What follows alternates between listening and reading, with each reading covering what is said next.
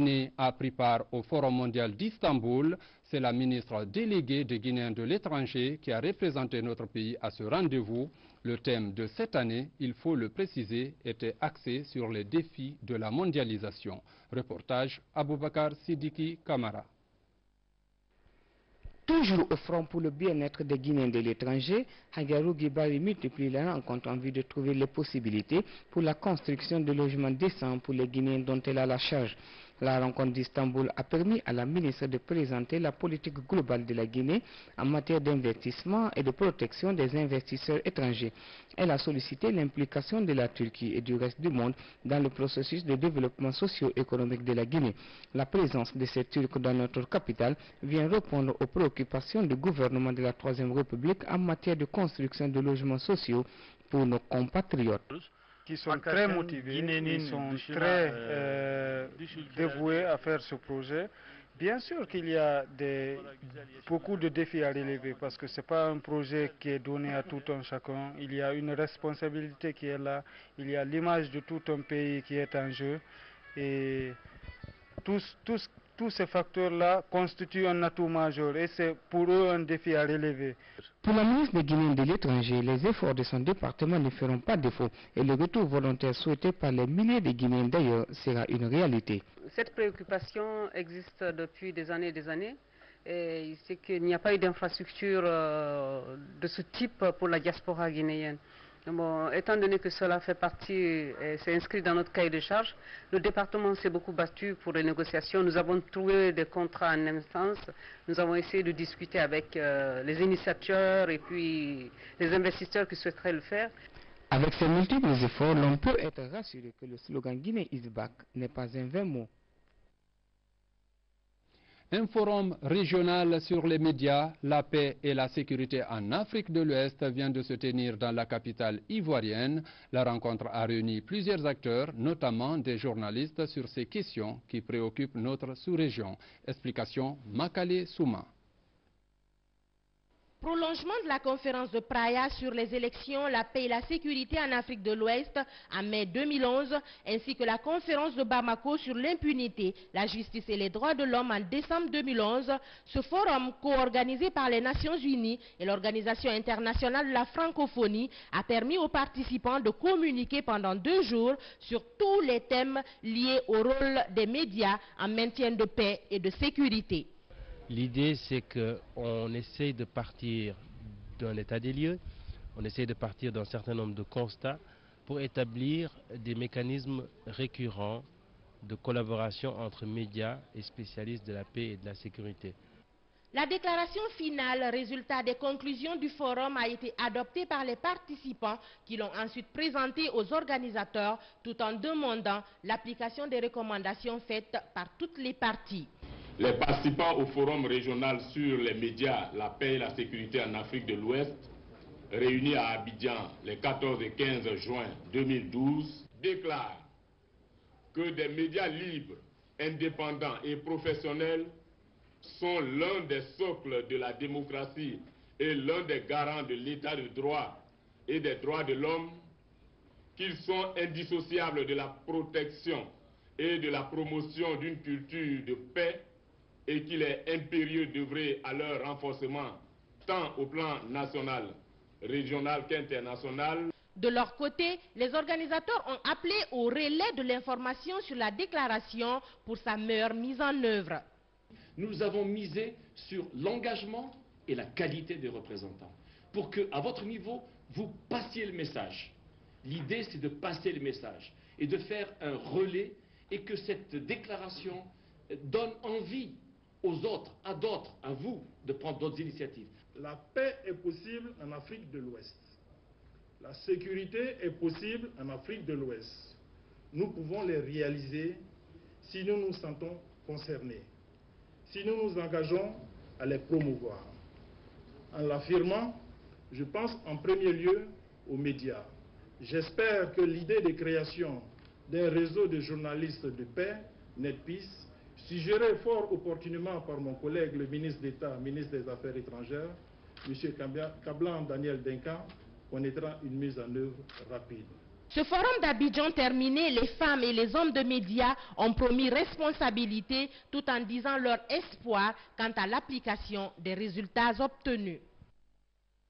L'Agence du service civique et d'action pour le développement a organisé récemment au camp Alpha Yaya Diallo une journée citoyenne. C'est à l'intention des 518 nouveaux fonctionnaires qui doivent occuper des postes de responsabilité dans l'administration publique de notre pays. Objectif, promouvoir le respect des biens publics. Reportage Baba Kouyaté. Promouvoir l'éducation citoyenne et renforcer une qualification professionnelle en vue de faciliter l'insertion socio-économique des jeunes, c'est l'ambition qu'affiche l'Agence du service civique et d'action pour le développement. C'est dans ce cadre que l'ASCAD a tenu ces journées citoyennes de 518 nouveaux fonctionnaires qui vont occuper des postes de responsabilité dans l'administration publique. Ces jeunes seront des citoyens à part entière. Si je dis citoyen à part entière, c'est cet homme qui est venu à l'école de la citoyenneté, qui connaît déjà comment se comporter par rapport aux institutions, comment lui-même il doit se prendre en charge par rapport à ces institutions et qu'est-ce qu'il doit faire, qu'est-ce qu'il doit apporter pour que réellement la nation puisse demeurer, la nation puisse être unie autour des institutions solides.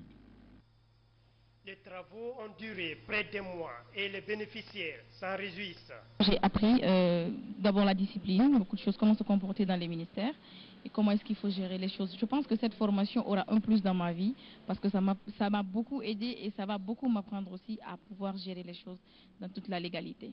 Ces jours de formation, on a appris beaucoup de choses qui concernent sur l'administration et les finances. Cela nous a donné beaucoup de notions différentes à ce qu'on a appris à l'université. C'est la première fois qu'on enseigne les nouveaux fonctionnaires pour juste adopter un certain comportement, de gérer bien les biens de l'État. Au cours de ces journées citoyennes, les 518 nouveaux fonctionnaires se sont familiarisés avec les notions de nation, de patrie, de respect du bien public et la sécurité humaine. Ces notions devraient permettre à coup sûr aux nouveaux fonctionnaires surtout d'observer le respect du bien public.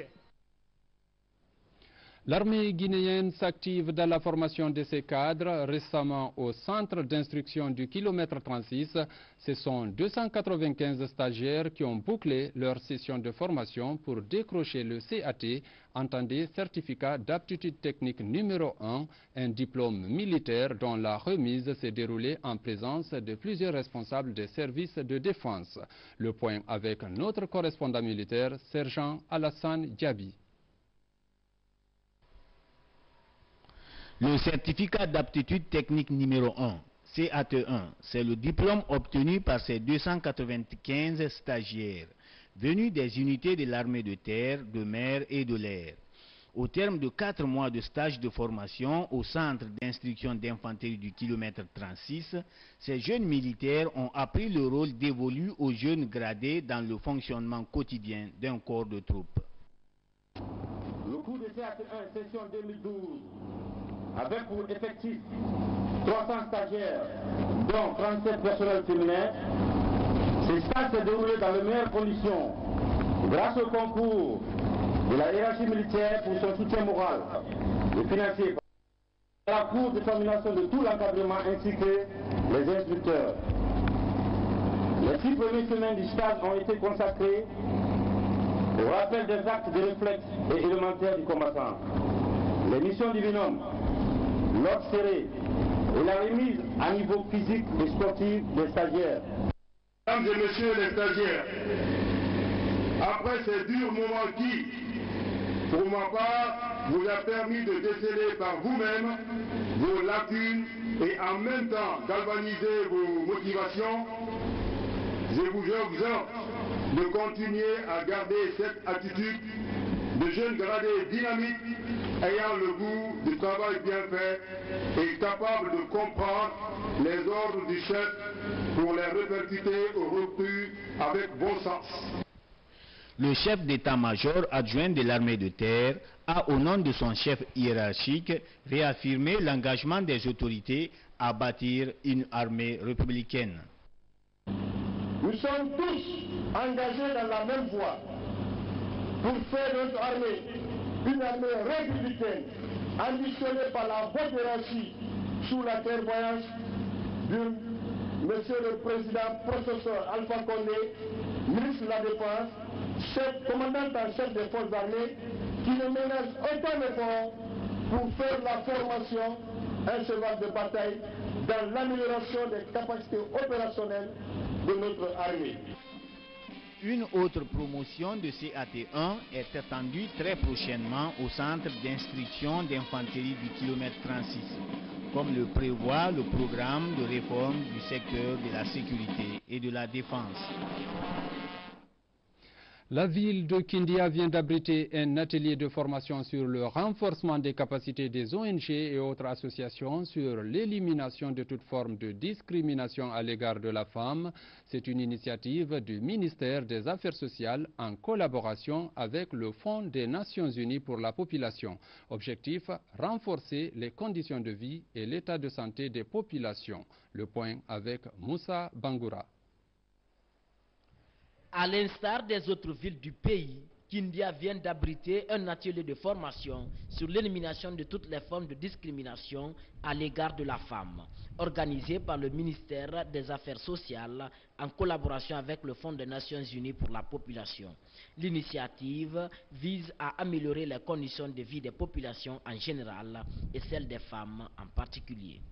Soyez rassurés que mon ministère, avec le concours des partenaires au développement ainsi que l'adhésion des communautés, réussira cette stratégie novatrice de l'implication des hommes, y compris les jeunes hommes, dans la promotion de l'égalité des sexes. L'approche implication des hommes offrira de multiples possibilités d'intensifier les réponses à la violence sexo-spécifique grâce à l'intensification des partenariats, des efforts de mobilisation de ressources pour maximiser les résultats. Le gouverneur de région a encouragé cette initiative qui s'inscrit dans la logique du changement en faveur du bien-être des femmes. Je voudrais, en ma qualité de gouverneur, vous exprimer mon engagement personnel ainsi que celui de toute la région de Kindia à vous soutenir et à vous accompagner dans ce processus complexe mais noble, car la finalité est d'avoir une société respectueuse des droits humains. Je voudrais saisir l'occasion pour rendre un vibrant hommage au gouvernement et au professeur Alpha Condé, président de la République, lequel a inscrit les questions d'égalité entre les sexes dans son programme. À travers cet atelier, le département en charge des questions de femmes entend accorder de l'intérêt à la nouvelle vision de l'UNFPA qui consiste à centrer tous les efforts sur l'objectif du millénaire pour le développement. Conakry a abrité cette semaine le lancement officiel d'un nouveau projet sur la gouvernance locale. Il vise à améliorer les connaissances des jeunes et des femmes dans la résolution des conflits et la revendication pacifique de leurs droits. Ce programme couvre les préfectures de Dabola et d'Inguiraï pour une durée d'1 an. Explication, Ansouman Toumani Kamara. C'est un projet dont la mise en œuvre va aider les jeunes et les femmes à mieux préparer la revendication de leurs droits en période de conflit. Ces couches sensibles des zones d'intervention du projet, qui sont les préfectures de Dabola et d'Inguiraï, auront ainsi à améliorer leur capacité d'intervention sociale, ainsi que celle des organisations de la société civile et les services de sécurité dans leur rôle quotidien de garant de la paix. Et notre objectif en Guinée est pour consolider notre programme de l'eau, hygiène et sanitation. Ça, c'est le WASH en anglais. Et le deuxième, c'était pour consolider notre programme de sécurité alimentaire en Guinée. Et notre troisième objectif, c'était pour contribuer de la réduction du risque de populations vulnérables, de catastrophes et de crises socio-politiques. Mener à bien les élections législatives dans notre cité, avec une population informée et sensibilisée sans violence, est un défi pour les partis politiques.